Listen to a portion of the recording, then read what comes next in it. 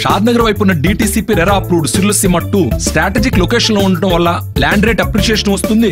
మనం పెంచే శ్రీగంధం మామిడి చెట్ల వల్ల అదనపు ఆదాయం వస్తుంది. డబుల్ బెనిఫిట్ ఆఫర్ తో సిర్లసీమ 2. గత ప్రభుత్వం చేసిన తప్పులను సరిచేసుకుంటూ ప్రభుత్వ ఉద్యోగులకు 1వ తేదీనే జీతాలు ఇస్తున్నామన్నారు డిప్యూటీ సీఎం భట్టి విక్రమార్క.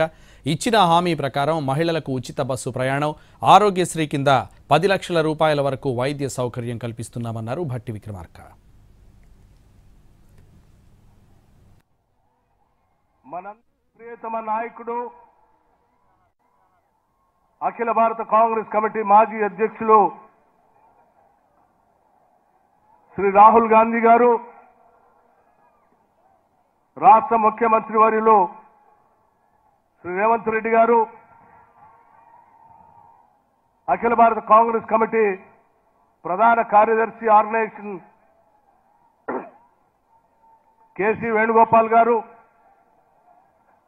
అట్లాగే అఖిల భారత కాంగ్రెస్ కమిటీ తెలంగాణ ఇన్ఛార్జ్ దీపా దాస్ మున్షి గారు, నా తోటి సహచర మంత్రివర్గ సభ్యులు, శాసనసభ్యులు, శాసన మండలి సభ్యులు, రాష్ట్ర కాంగ్రెస్ కమిటీ కార్యవర్గ సభ్యులు, అశేషంగా రాష్ట్ర వ్యాప్తంగా కదిలి వచ్చిన కాంగ్రెస్ కార్యకర్తలారా, నాయకులారా, మీ అందరికి కూడా ముందుగా నా హృదయపూర్వకమైనటువంటి నమస్కారాలు తెలియజేస్తా ఉన్నాను. ఈనాటి ఈ సభ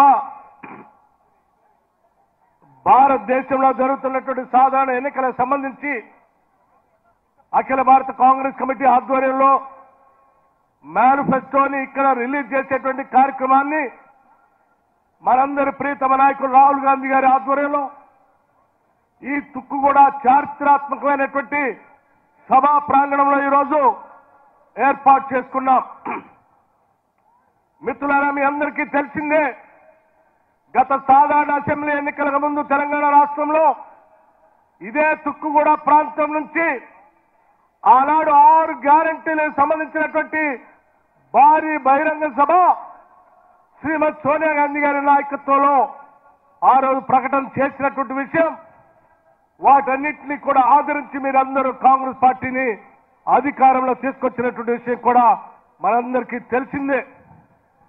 ఈ రోజు ఉన్నటువంటి పరిస్థితుల్లో గత 10 ఏళ్లు పాలన చేసిన టీఆర్ఎస్ పార్టీ ఆర్థిక సంక్షోభాన్ని, విద్యుత్ సంక్షోభాన్ని సృష్టించి సుడిగుండంలాగా ఈ రాష్ట్రాన్ని తయారు చేసి వెళితే రాష్ట్రంలో కాంగ్రెస్ పార్టీ ఇందిరమ్మ రాజ్యం అధికారంలోకి వచ్చిన తర్వాత ఈ 2 వ్యవస్థల్ని ఘాట్లో పెట్టి మొదటి నెలలో ఆర్థిక వ్యవస్థకు సంబంధించి, విద్యాశాఖకు సంబంధించి శ్వేతపత్రాన్ని శాసనసభలో ప్రవేశపెట్టే కాకుండా వాటిని సరి చేసుకుంటూ మొదటి తారీఖు నాడే ఈ రాష్ట్రంలో ఉన్నటువంటి దాదాపు 3,68,200 ప్రభుత్వ ఉద్యోగస్తులకి, 2,77,000 మంది పెన్షనర్స్ కి మొదటి తారీఖు నాడే జీతాలు ఇచ్చినటువంటి చారిత్రాత్మకమైన నిర్ణయం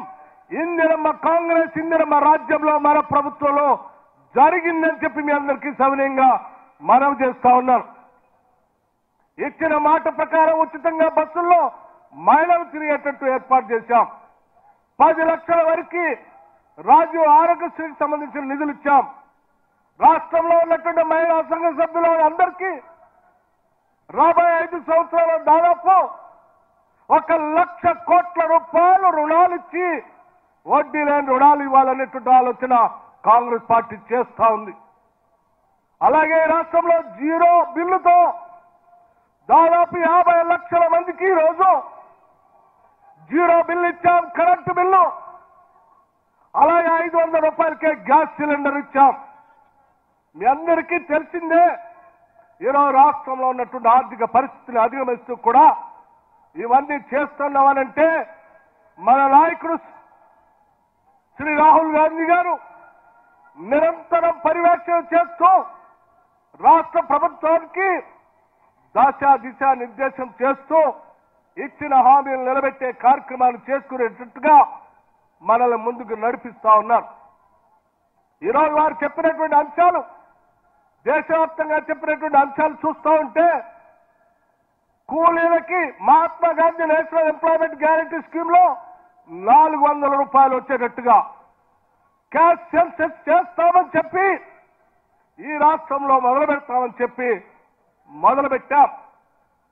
ఒక విప్లవకారుడిగా ఈ దేశంలో తాడితులకి, పీడితులకి, బాధితులకి, మధ్యతరగతి కుటుంబాలకి, యువతకి, మహిళలకి అందరికీ న్యాయం జరగాలనేటువంటి ఆలోచనతో ఈరోజు న్యాయ పత్రాన్ని రాహుల్ గాంధీ గారు ఇక్కడ మన అందరి ముందు ఆవిష్కరింప చేశారు.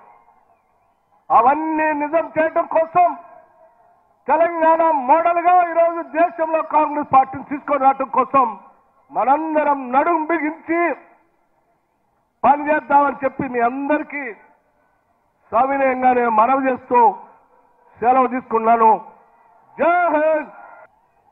మనందరి ప్రియతమ నాయకుడు